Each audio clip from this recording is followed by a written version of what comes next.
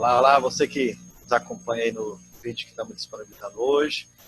Hoje temos a graça de estar conversando aqui com o pastor Alberto, que aceitou o nosso convite de bater esse papo. O pastor Alberto, para quem não conhece, é pastor titular da Quarta Igreja Presbiteriana do Brasil e do Paraná e também professor do Seminário Presbiteriano Brasil Central, extensão aqui de Paraná, Rondônia. Tudo na paz, pastor? Como é que está por aí? Tudo na paz, graças a Deus, tudo bem. Na graça do Senhor. Obrigadão aí pela disponibilidade, no meio das correrias ministeriais, da gente bater esse papo. Agradeço pelo convite.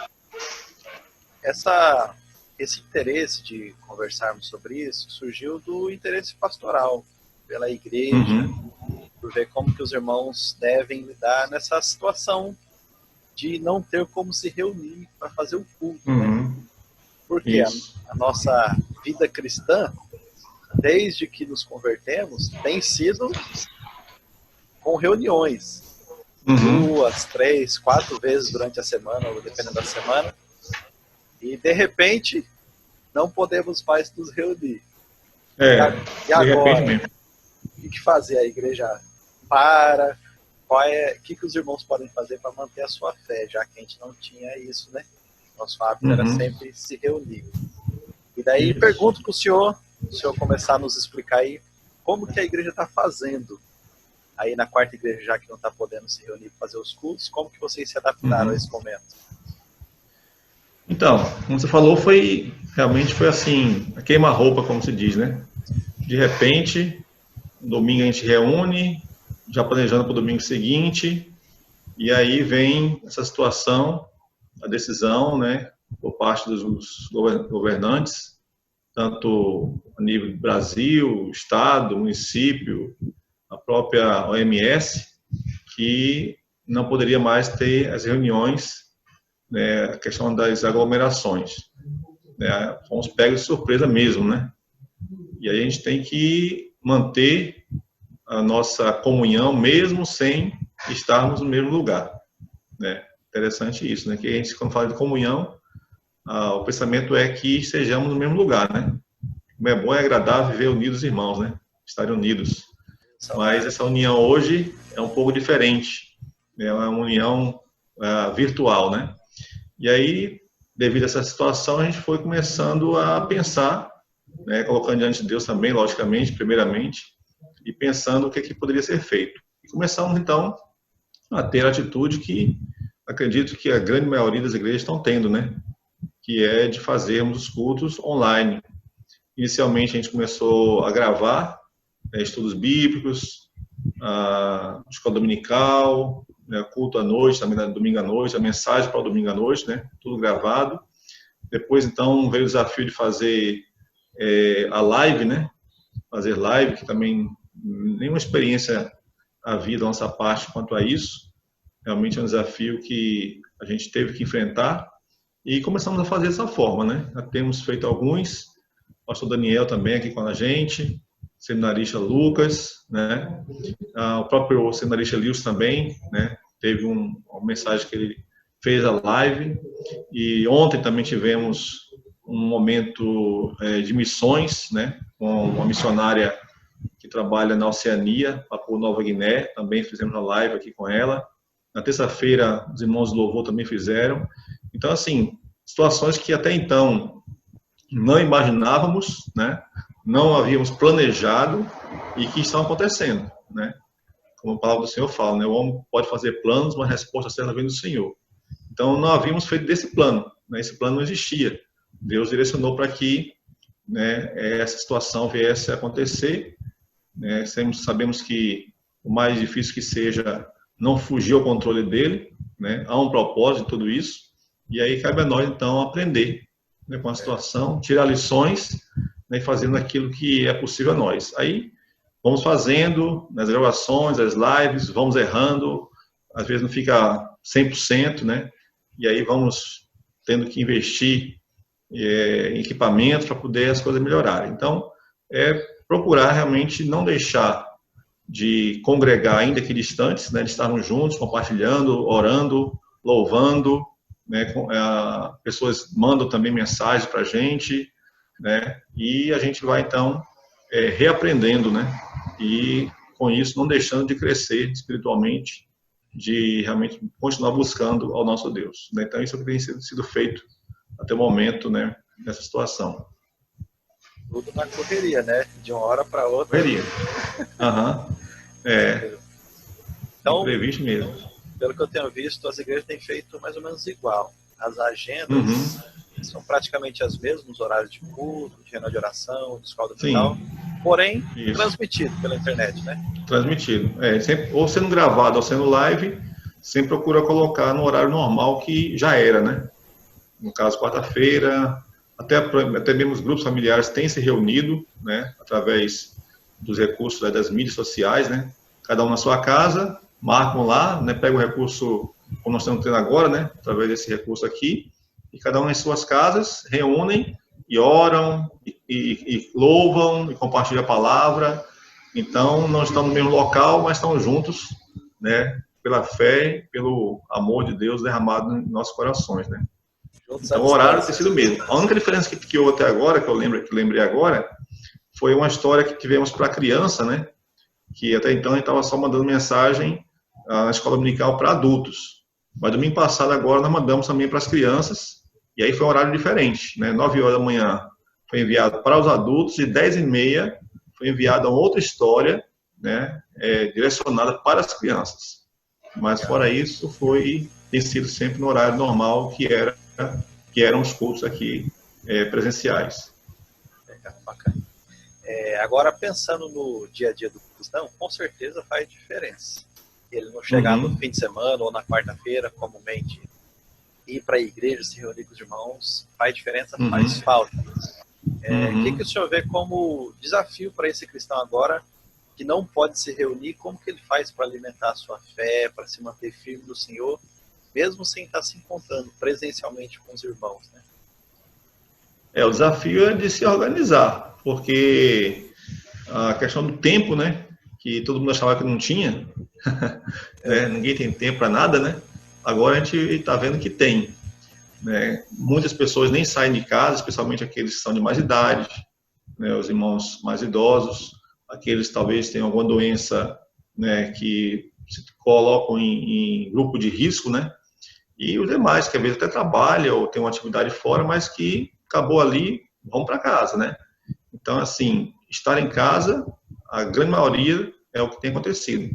Então, é questão de se organizar, saber que aquele horário era o horário que a gente estava ali se preparando, né, para ir à igreja, e agora temos que nos preparar para as programações que estão sendo passadas através da internet, né? Então, é o desafio de ter essa organização, né, de ter esse compromisso, né, compromisso que tínhamos de estar no local chamado igreja, né, que a gente sabe que igreja somos nós, né, aqui é o prédio, né, onde a igreja reúne, né, de diversos locais. Então agora termos esse compromisso de estarmos naquele horário disponível para acessarmos e assistirmos ali, né, os cultos. Embora que muitas vezes, até mesmo quando é live, depois se disponibiliza a gravação, né? Mas eu creio que se já tem, né, essa preocupação de ter a live, então é importante que, né, aqueles que realmente têm condições, a não ser que seja imprevisto, né, outro imprevisto, a pessoa depois vai assistir a gravação, mas priorizar para participar naquele momento, porque tem vários irmãos ali participando, então, mesmo distantes, há aquela ligação pelo compromisso que nós temos, né? Já que as pessoas que estão organizando tiveram aquela preocupação, todo um trabalho que há, né, de organização para acontecer, então, fazer o esforço para que isso aconteça. E também buscando se utilizar dos recursos que até então a gente nem tinha, por exemplo, né, tem sido enviado muitos livros, né? De vez em quando algum irmão manda aí um livro que é disponibilizado através do WhatsApp mesmo, ou internet, né, ou nos e-mails, mensagens que já existiam, mas que às vezes a gente passava, né, dias sem assistir, sem aprender com esses irmãos aí que já tinham esse costume de lançar mensagens na internet. Então, ter, né, essa disposição de buscar esse recurso. O desafio é maior, né, porque realmente, estando juntos, é aquela questão do dar suporte um ao outro, né? Então, a gente não pode dar suporte hoje pessoalmente. Nós podemos dar suporte através do envio, do lembrar, olha o horário, né? A gente sempre manda, né? Quando chegando o horário do culto, né, o horário da liberar a mensagem, irmãos, falta meia hora, faltam 15 minutos. Então, né, a gente vai buscando esse incentivo, esse estímulo. Agora, cada um, né, em sua casa, cada família, né, ter essa cobrança pessoal ou cobrança em família. Gente, vamos lá, vai começar, vamos estar aqui pronto para a gente assistir, né? Então, realmente é um desafio que cada um tem que buscar cumprir esse compromisso de estar absorvendo, aproveitando a oportunidade, ouvindo, orando, intercedendo. Outra questão também que nós fizemos aqui na igreja de enviarmos nomes de famílias, né, para as pessoas estarem orando, porque às vezes a gente ora assim, orar pela igreja, aí ora de modo geral, né? Mas assim a gente lançou esse desafio de orar de maneira específica. Então, cada família recebeu o nome de 3 outras famílias para orar por elas, né? Então, por exemplo, eu estou orando por 3 famílias, minha família está orando por 3 famílias. E tem 3 famílias orando pela minha família, né? Então, além de orar de modo geral, a gente ora de modo específico para essas famílias. Então, creio que também cria esse vínculo assim de comunhão, de preocupação, né? E de colocar no altar do Senhor aquelas famílias para que Deus possa continuar sustentando, abençoando cada um. Legal. É óbvio que eu não gosto dessa situação que nós estamos, mas algumas coisas são bacanas. Por exemplo, essa de as famílias estarem orando, né? Umas pelas outras. Prática que já era para ser mais habitual a nós, mas que às vezes vai ficando meio de lado, né? Outras 2 questões também, vamos chamar assim de antigas, mas que devem fazer parte da nossa vida. Pergunto para o senhor, que diferença que faz agora nesse contexto onde o cristão não se reúne com os outros, culto na reunião de oração? Que diferença faz para ele agora a importância do culto doméstico ou da devoção particular também, aquele que mora sozinho? O senhor nos diz sobre essas disciplinas espirituais. Pois é outra questão, né? O tempo ninguém tinha, né? E para fazer culto doméstico, menos ainda, né? Verdade. Então era uma prática que estava esquecida, né? Abandonada, vamos dizer assim, por muitas famílias, né? Eu creio que algumas ainda faziam, né? Mas a grande maioria realmente não fazia. E agora nós estamos vendo essa prática sendo resgatada, né? Já que estamos sem condição de sair, né? Então estamos em casa, então vamos buscar. Então aí um momento muito precioso, porque nós temos ouvido, infelizmente, as notícias de que tem aumentado a violência nos lares, né? Violência contra a mulher, especialmente, né? Talvez também haja contra o homem também, mas especialmente contra a mulher, contra os filhos, devido à impaciência, todo mundo ali junto um tempo maior que não tinha esse costume e acabam ficando nervosos uns com os outros e muitas vezes partem para agressão física. E nós, como cristãos, temos que fazer o contrário, né? Temos que andar na contramão dessa prática que é totalmente contra a palavra de Deus, né? Então é o momento de amarmos mais, né? Conversarmos mais, lembrar de coisas talvez que aconteceram no passado, né? Lá em casa, por exemplo, né, está a minha esposa, a minha mãe, né, que graças a Deus chegou a tempo, né, porque estava morando fora, mas pôde chegar a tempo, e eu. Então nós temos conversado muito sobre a nossa infância, né, adolescência, as lutas que enfrentamos, dificuldades que enfrentamos, e que Deus esteve sempre conosco, perguntando coisas que ele nem sabia da história dela, né, da infância dela, da juventude dela. Então, assim, um resgate, né, algo que a gente, se não tivesse essa situação, a gente nem iria pensar ou preocupar ou, né, lembrar de perguntar, e agora estamos tendo essa oportunidade. Então, o culto doméstico, culto tanto individual, a sua devoção, o seu momento a sós com Deus, né, é extremamente importante, mas também valorizar o estar juntos ali em família, sejam 2, 3, 4 pessoas, né, aqueles que moram aqui, ali no mesmo ambiente. Então, é uma oportunidade. E aquela questão, quando essa situação passar, né, que Deus abençoe aí a situação passar, e aí, continuar, né, ou vamos novamente colocar o culto doméstico embaixo do tapete, dentro do armário e esquecer? Então, já que estamos vendo agora que é importante, que é algo de valor, né, que nos ajuda a nos fortalecermos como família, então o desafio vai ser qual? Continuar, né? Continuar, mesmo que não seja todo dia, mas 2 vezes, 3 vezes por semana, 4 vezes por semana, né, ali, então, tirar esse tempinho, não precisa ser 1h30, 2 horas, né?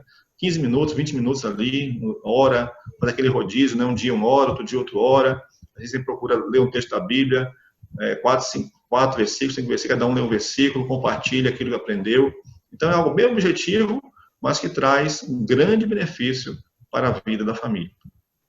Realmente, né? Já ouvi falar que o dia mau, os dias onde as coisas são assim, não são esses dias que trazem as coisas ruins para o nosso coração, mas eles apenas apresentam, demonstram.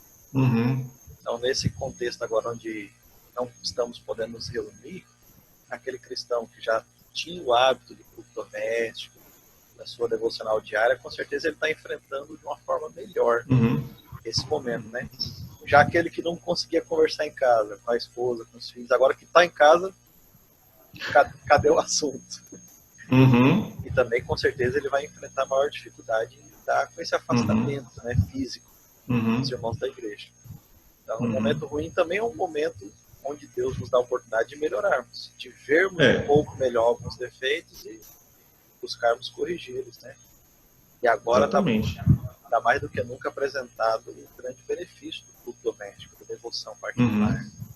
E é necessária. Antes já era, mas talvez ficava um pouco botada a sua importância, porque tínhamos as reuniões. Na quarta, no domingo, íamos estar com os irmãos. A gente mantinha, vamos dizer assim, uma vida cristã, de certa forma, alimentada pelos outros, né? E agora está demonstrada a nossa necessidade de nos alimentarmos, de alimentarmos a nossa família. Isso. E até de apoiarmos aquele que está precisando desse momento, né? De um apoio, de uma palavra, de uma oração. Bacana. Última pergunta, então, do nosso papo. Vamos tentar olhar com os olhos mais positivos em relação a isso. O que nós podemos levar depois que passar essa pandemia, essa necessidade de estarmos afastados por um motivo justo, que é a saúde, claro. O que nós podemos levar de positivo para o dia a dia da igreja depois desse momento? Então, assim, desde já, né, o que a gente pode, né, tirar de lição, uma delas é aquilo que a gente já sabia, mas muitas vezes, devido à situação, vamos colocar assim, estava tranquila, né, se comparado com a situação de hoje. Então, infelizmente, nós poderíamos cair no erro de acharmos que somos alguma coisa, que somos capazes, né, que damos conta do recado, coisas desse tipo. E aí veio, então, essa situação para mostrar que não é assim, né? Como se tem dito muito, né? Algo tão pequeno, invisível a olho nu, né? Que é o vírus, coronavírus, tem tirado vidas de pessoas de todas as classes sociais, né? A gente vê notícia aí de pessoas famosas, de pessoas com muitos recursos, de pessoas até bilionárias, né? Que foram atingidas, muitas foram tratadas e recuperaram, mas outras tantas acabaram morrendo. Então, o entendimento, né, que já deveríamos ter, mas pela situação que vivíamos, como eu falei antes, numa aparente tranquilidade, poderia camuflar, né, ou querer apagar essa realidade, é a nossa completa, total dependência de Deus, né? Se já deveríamos pensar assim, né, ter essa consciência, hoje muito mais, está muito mais fácil, né, de entendermos isso, de admitirmos isso, de reconhecermos isso. Então é levar para depois, né, o pós-coronavírus, né, o pós-Covid-19, esse entendimento continuar em nossas mentes, para que tenhamos sempre a postura de buscar ao Senhor, né, em qualquer situação, o mais simples que possa ser, né, qualquer objetivo, qualquer projeto, né? Eu quero comprar um imóvel, eu quero fazer um curso, eu quero viajar para tal lugar, né? E aí, né? O Senhor, qual é a opinião, qual é a vontade do Senhor, né? Como a palavra de Deus fala em Tiago, né? Se o Senhor quiser, se Deus quiser, faremos, né? Se Deus não quiser, não faremos. Então, uma das preciosidades que nós podemos levar desde já e continuar é essa nossa dependência do Senhor, né? E o valorizar também a questão de estarmos juntos, né? Que a gente tinha oportunidade, facilidade e talvez não tínhamos a consciência da preciosidade que é, né? Como o salmista diz, né? Quão bom e agradável é viverem unidos irmãos. Talvez para a gente era só um versículo da Bíblia, né? Talvez falava até como um chavão, né? Hoje a gente pode perceber que realmente é precioso, né? Agradável estarmos juntos, a preciosidade que é, como o próprio Salmo diz, né? Que ele compara com as torrentes do Negueb, algo que de repente aparece, né? A região do Negueb, região bem ali ao sul da Palestina, quando vem aquelas torrentes, né? Algo que acontece de vez em quando, então traz vida, né? E assim é a nossa comunhão, né? Estarmos juntos, estarmos ali podendo louvar ao Senhor, né? No grupo, seja um grupo de 10, de 12, de 15, de 30, de 100, né? Não importa o tamanho, mas estarmos juntos como família da fé, né? Então, olharmos para essa verdade quando estivermos vivendo de uma maneira diferente, né? Um coração mais quebrantado e uma mente que compreenda a importância de estarmos juntos. Aquela questão, por exemplo, a palavra de Deus, né? Nós temos o livre acesso, facilidade de ter a palavra de Deus. Às vezes a gente esquece o valor que é termos a palavra de Deus. Ontem mesmo, na live que fizemos com a missionária Aisha, ela falou que lá onde ela trabalha, né, Papua Nova Guiné, até tem a Bíblia na linguagem local, né, deles lá. Mas é caríssima, né, porque são poucos exemplares, né? Nós temos aqui muitos exemplares, acaba que a Bíblia é um valor insignificante, né, em relação ao valor que ela tem como palavra de Deus. Então, poucas pessoas têm. É uma Bíblia talvez para 4, 5, 6 famílias que vão revezando porque eles não têm condições de adquirir uma Bíblia. Então, infelizmente, quando temos muito, né, quando temos facilidade, acaba que não percebemos o valor, né? Então, hoje não podemos estar reunidos. Quanto, né, faz falta, né? Faz falta estarmos reunidos. Quando estivermos reunidos, vamos valorizar, né? Vamos dar mais importância, vamos realmente priorizar, né, os momentos que nós temos, a oportunidade que nós temos, tá, as portas abertas, os irmãos chegando para a igreja, visitantes, a receber bem as pessoas que virão. Tem pessoas que estão afastadas das igrejas, afastadas de Cristo, principalmente, né? E agora estão voltando, né, compreendendo que precisam voltar para os pés do Senhor, que não seja só nesse momento, né, mas que permaneçam, continuem firmes, que a igreja saiba receber, acolher essas pessoas, demonstrar o amor cristão para com essas pessoas. Então, temos muitas lições que já podemos contemplar agora e que depois que voltarmos, com certeza iremos perceber outras coisas que nós estamos vendo agora e que podemos valorizar, podemos tirar, né, para a nossa vida pessoal, para a nossa vida familiar e para a vida como igreja. Então, com certeza, como já falamos no início, Deus está no controle. Cabe a nós termos os olhos voltados para o Senhor, né? E percebermos as lições que Ele tem nos dado, as lições que Ele vai nos dar e comprovar que aprendemos. De que forma? Praticando, né? A forma de comprovar que aprendemos é praticando aquilo que o Senhor tem nos ensinado e que vai nos ensinar daqui para frente. Posso acrescentar dois aprendizados, duas coisas positivas? Sim, com certeza. Uma delas, na verdade, é um desejo que aconteça. Como a gente já citou aqui, a questão do culto doméstico e do devoção particular, eu imagino que esse é um ponto que nós poderíamos aprender para levar no pós-pandemia. Realmente cair a ficha nossa em relação ao valor do culto doméstico. É algo que nós, como liderança, já temos há tempos clamado ao povo de Deus: valorize o culto doméstico, valorize a devoção particular. Eu espero que o povo de Deus, nesse momento, se volte para isso.